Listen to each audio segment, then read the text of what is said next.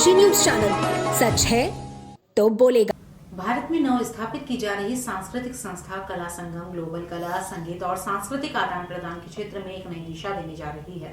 संस्था का उद्देश्य उत्तर, दक्षिण, पूर्व और पश्चिम भारत के कलाकारों को एक साझा मंच प्रदान करना है, जिससे प्रधानमंत्री नरेंद्र मोदी की संकल्पना एक भारत श्रेष्ठ भारत को नई ऊर्जा मिलेगी। संस्था के निदेशक द्वय डॉक्टर श्रीपति उपाध्याय और डॉक्टर गीता उपाध्याय ने बताया कि कला संगम ग्लोबल के मार्गदर्शन में संगीत को केवल कला के रूप में ही नहीं बल्कि मानसिक और शारीरिक विकारों के उपचार के तौर पर भी उपयोग में लाया जाएगा।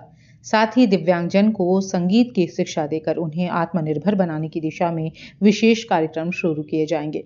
संस्था का मानना है कि संगीत उपचार और पुनर्वास में प्रभावी भूमिका निभा सकता है।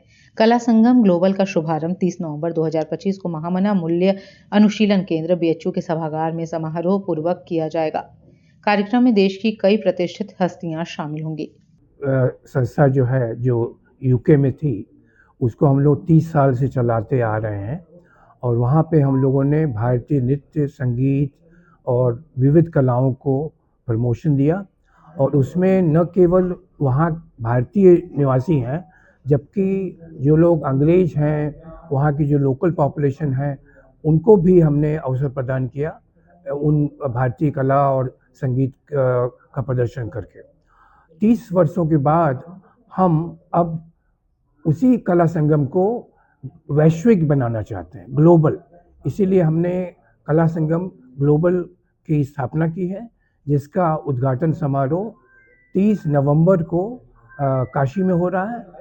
ये आपके मालवीय मूल्य अनुशीलन केंद्र बीएचयू में, और 21 दिसंबर को ये कोयम्बटूर में हो रहा है।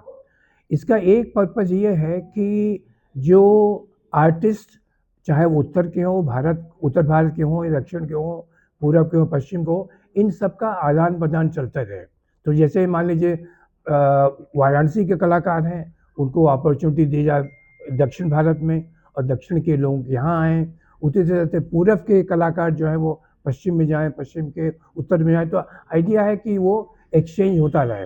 इससे जो प्रतिभाएं हैं, खासकर जो नए युवा कलाकार हैं, उनको अवसर मिले। इसके अलावा हम लोगों ने